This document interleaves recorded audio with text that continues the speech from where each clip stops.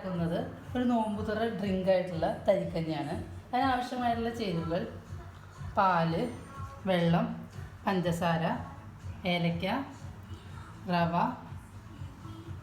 സേമിയ, പിന്നെ ലാസ്റ്റ് നമുക്ക് താളിച്ചൊഴിക്കുന്ന രീതിയിലുള്ളതാണ് നെയ്യ്. അതിനാവശ്യമായിട്ടുള്ളത് നെയ്യ്, കിസ്മിസ്, അണ്ടിപ്പരിപ്പ്. ഇനി ഞാൻ ഇതിലേക്ക് പറഞ്ഞ പോലെ 500 ml പാലെടുക്കുകയാണ്.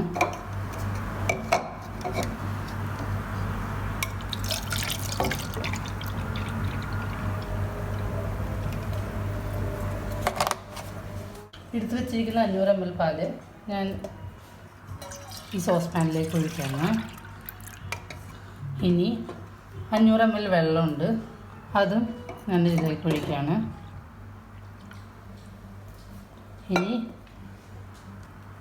നമ്മൾ അടുപ്പത്തേക്ക് വയ്ക്കുകയാണ് പാലും വെള്ളവും. ഇനി ഇതിലേക്ക് നമ്മളുടെ പഞ്ചസാര. ഇപ്പോൾ ഞാൻ എടുത്തേക്കുന്നത് 3 ടേബിൾ സ്പൂൺ പഞ്ചസാരയാണ്. അത് ഇതിലേക്ക് ഒഴിച്ചു. അതിൻ്റെ ഒപ്പം ഏലക്ക.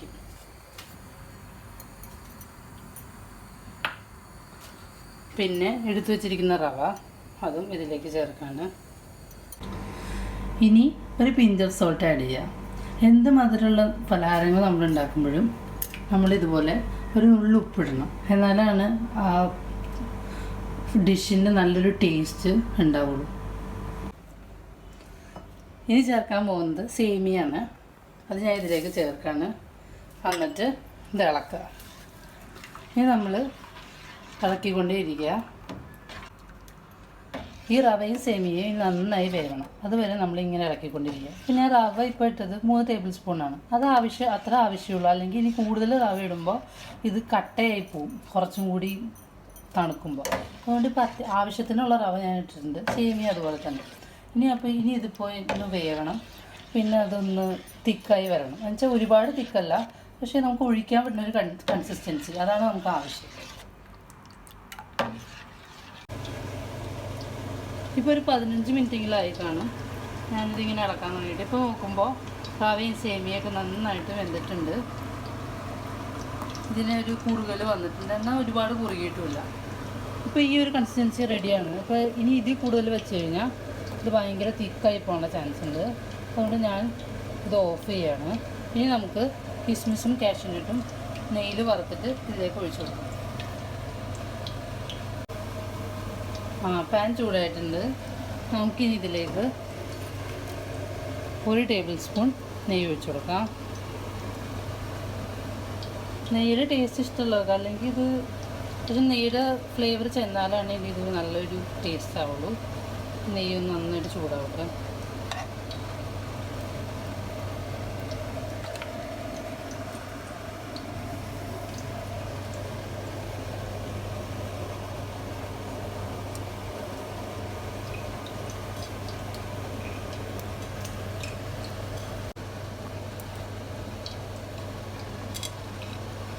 ഇനി കിസ്മിസും അണ്ടിപ്പരിപ്പും ഞാൻ ഈ നെയ്യിലേക്ക് ഇട്ട് കൊടുക്കാണ്. ആദ്യം തന്നെ നമുക്ക് അണ്ടിപ്പരിപ്പ് മാത്രം ഇടാം കേട്ടോ.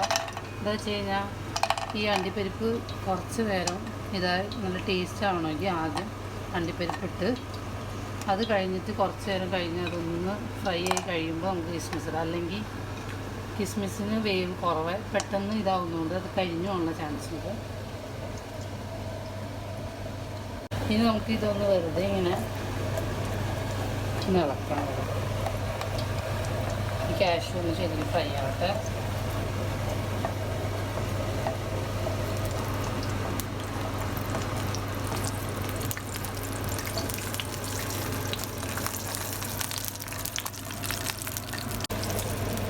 ഇപ്പോൾ കാഷ്യൂനട്ട് ഏകദേശം ഒന്ന് ഫ്രൈ ചെയ്തിട്ട് കാണുമ്പോൾ നമുക്ക് മനസ്സിലാവും ബ്രൗൺ കളറൊക്കെ ആയി തുടങ്ങിയിട്ടുണ്ട്.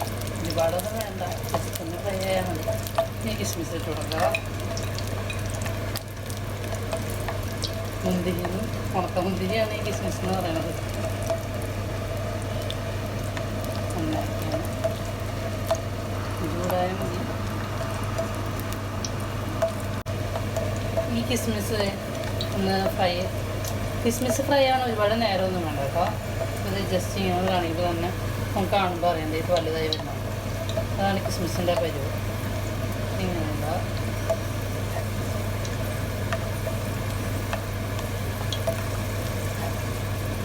കണ്ടോ ഇപ്പോൾ ഇതൊക്കെ റെഡി ആയിട്ടുണ്ട്. ഇനി ഒരുപാട് നേരം വെച്ചാൽ ഇത് കരിഞ്ഞു കൂട്ടോ കിസ്മിസ്. അതുകൊണ്ട് നമുക്കിനി കഴിഞ്ഞു. നമുക്കിത് ഓഫ് ചെയ്തിട്ട് റെഡിയാക്കി നമ്മളുടെ തരിക്കഞ്ഞിയിലേക്ക് ഒഴിച്ചു കൊടുക്കാം.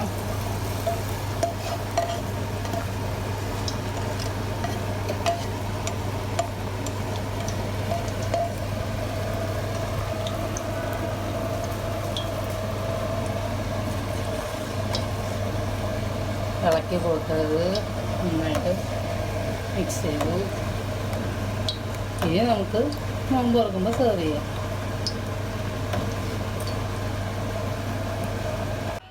തനിക്കിൻ്റെ ഇതേ ഞാനൊരു ഗ്ലാസ്സിലേക്ക് സെർവ് ചെയ്തു. കാണാനും നല്ല ഭംഗിയായിട്ടുണ്ട്, നല്ല ടേസ്റ്റിയുമാണ്. നിങ്ങൾക്ക് എല്ലാവർക്കും ഇത് വീട്ടിൽ ട്രൈ ചെയ്ത് നോക്കാവുന്നതാണ്. എന്നിട്ട് എന്നോട് ഫീഡ്ബാക്ക് അറിയിക്കാൻ മറക്കരുത്. Thank you.